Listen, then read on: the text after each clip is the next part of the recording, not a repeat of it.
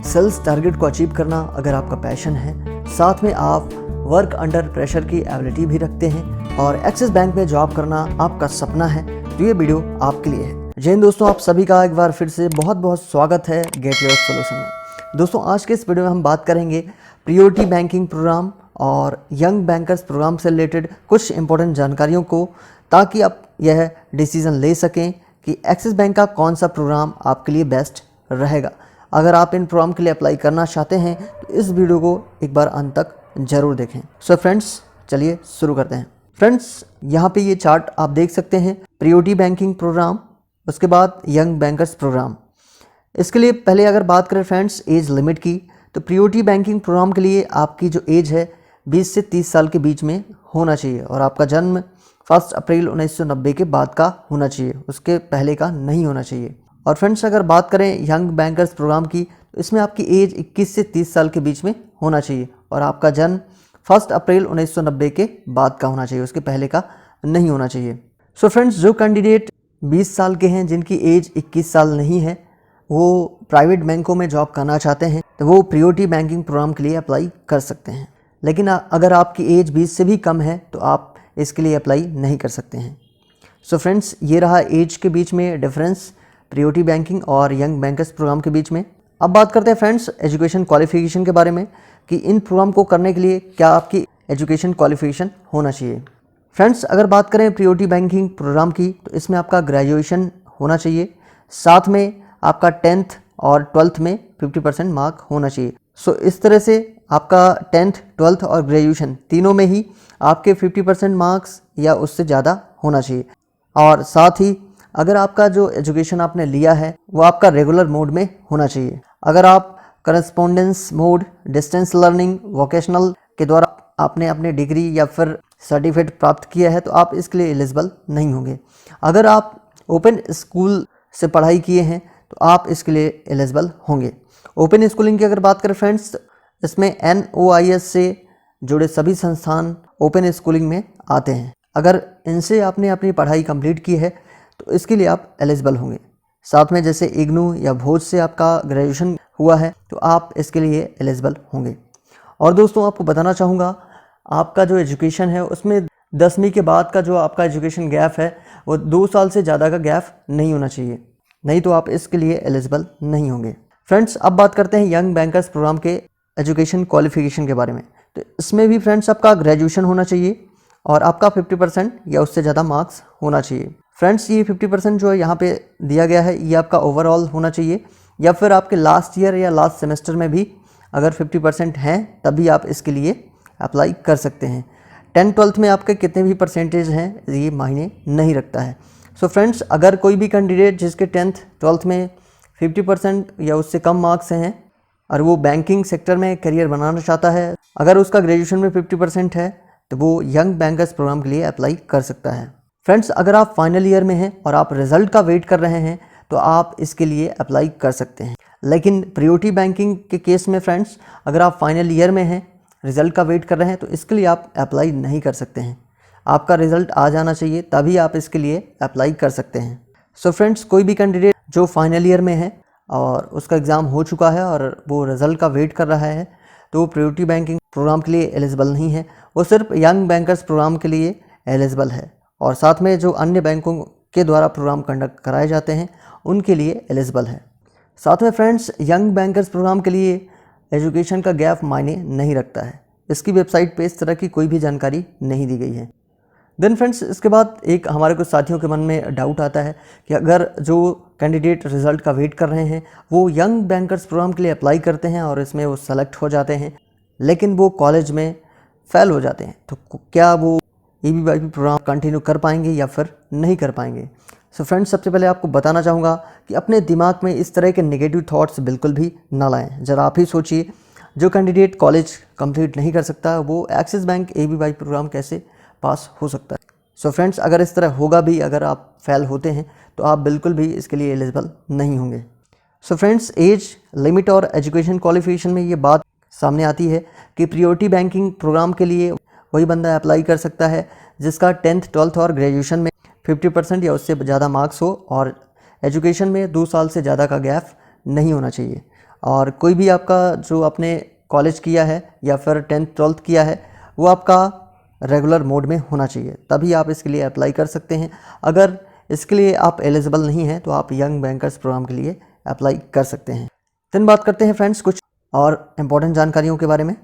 Friends अब बात करते हैं एप्लीकेशन फ़ीस के बारे में। प्रायोरिटी बैंकिंग प्रोग्राम की जो फ़ीस है फ्रेंड्स एप्लीकेशन की वो है 590 रुपये और यंग बैंकर्स प्रोग्राम की फ़ीस है 500 रुपीज़। अब बात करते हैं फ्रेंड्स प्रोग्राम फ़ीस के बारे में। तो प्रोग्राम की जो टोटल फ़ीस रहेगी फ्रेंड्स वो रहेगी आपकी 2,65,500 रुपये। इसमें जैसे ही आपका ऑनलाइन एप्टीट्यूड टेस्ट होता है उसके बाद आपका इंटरव्यू होता है। अगर आप इंटरव्यू में भी सेलेक्ट हो जाते हैं तो आपके पास एक मेल आएगा जिसमें आपको एक प्रोविजनल ऑफर लेटर सेंड किया जाएगा। उसके साथ में ही आपको अपनी सीट बुक करने के लिए आपको 10,000 रुपये का पेमेंट करना होगा। उसके बाद आपको प्रोग्राम की जो टोटल फ़ीस है वो पेड करना होगा।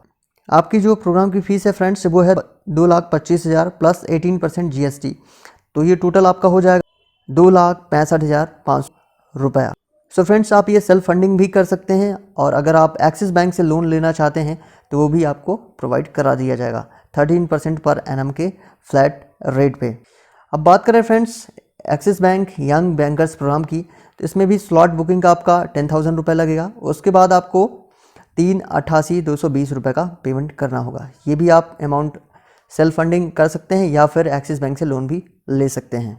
सो फ्रेंड्स प्रोग्राम के फ़ीस में अगर बात करें तो 2,65,500 प्रायोरिटी बैंकिंग प्रोग्राम की है और यंग बैंकर्स प्रोग्राम की जो टोटल फ़ीस है वो है 3,88,220। तो यंग बैंकर्स प्रोग्राम की जो टोटल फ़ीस है वो फ्रेंड्स प्रायोरिटी बैंकिंग प्रोग्राम के मुकाबले काफ़ी ज़्यादा है। अब बात करते हैं फ्रेंड्स सिलेक्शन प्रोसेस के बारे में। सिलेक्शन प्रोसेस में अगर देखा जाए तो फ्रेंड्स प्रायोरिटी बैंकिंग प्रोग्राम में सबसे पहले आपका ऑनलाइन एप्टीट्यूड टेस्ट होगा, देन उसके बाद आपका ऑनलाइन इंटरव्यू होगा। लेकिन यंग बैंकर्स की अगर बात करें फ्रेंड्स सब इसमें दोनों ही ऑफलाइन मोड में आपका होगा, एप्टीट्यूड टेस्ट भी और इंटरव्यू भी। इसके लिए आपको एक सेंटर दिया जाएगा, वहाँ पे जाकर आपको एग्ज़ाम देना पड़ेगा। लेकिन प्रायोरिटी बैंकिंग प्रोग्राम में आपका जो एप्टीट्यूड टेस्ट होगा इंटरव्यू होगा वो दोनों ही ऑनलाइन होगा। इनको आप अपने घर से भी दे सकते हैं।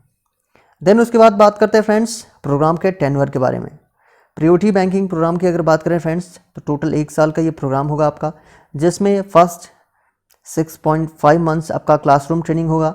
उसके बाद नेक्स्ट 3 मंथ आपका इंटर्नशिप होगी और उसके बाद फाइनल 2.5 मंथ्स आपका ऑन द जॉब ट्रेनिंग होगी।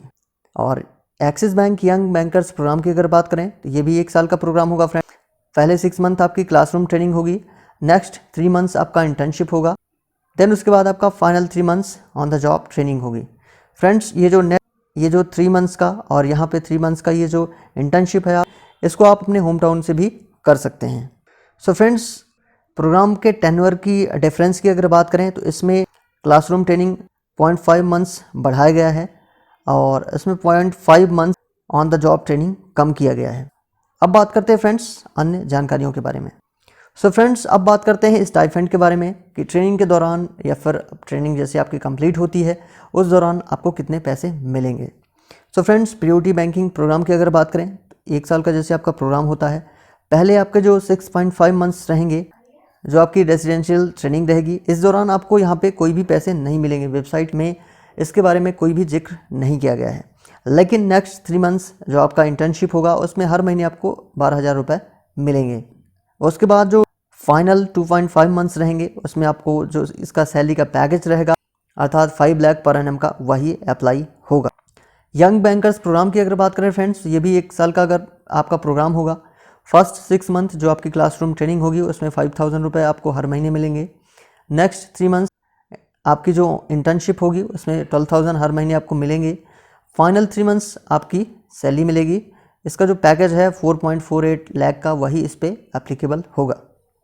सो फ्रेंड्स इसमें अगर बात करें तो सारी चीज़ें सेम हैं, बस सैलरी पैकेज और क्लासरूम ट्रेनिंग में जैसे प्रायोरिटी बैंकिंग प्रोग्राम में आपको कुछ भी नहीं मिलेगा, लेकिन यंग बैंकर्स प्रोग्राम में आपको 5,000 रुपये हर महीने मिलेंगे।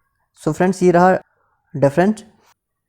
सो फ्रेंड्स अब बात करते हैं ये प्रोग्राम जैसे ही आप 1 साल का प्रोग्राम कंप्लीट करते हैं तो आपको प्रायोरिटी बैंकिंग प्रोग्राम के तहत जो पोस्ट मिलेगी वो होगी रिलेशनशिप मैनेजर की और ग्रेड होगा का ड्यूटी मैनेजर बैंड 1 का। यंग बैंकर्स प्रोग्राम की अगर बात करें तो इसमें आपका कस्टमर सर्विस ऑफिसर की पोस्ट मिलेगी ग्रेड होगा आपका assistant manager band 1। So friends, अगर पीओटी बैंकिंग प्रोग्राम की अगर बात करें तो इसमें आपका जो प्रोग्राम का फीस है वो भी कम है और जो पोस्ट है वो भी बड़ी पोस्ट मिल रही है।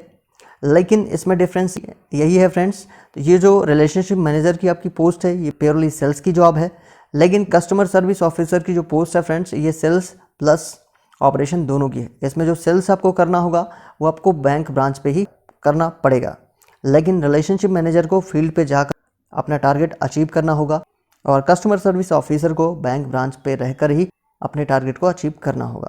सो फ्रेंड्स, अब बात करते हैं सैलरी पैकेज के बारे में। पीओटी बैंकिंग प्रोग्राम के तहत आपका जो सैलरी का पैकेज होगा वो होगा 5 लाख पर एनम और यंग बैंकर्स प्रोग्राम के तहत जो आपका सैलरी का पैकेज होगा वो होगा 4.48 लाख रुपीज़।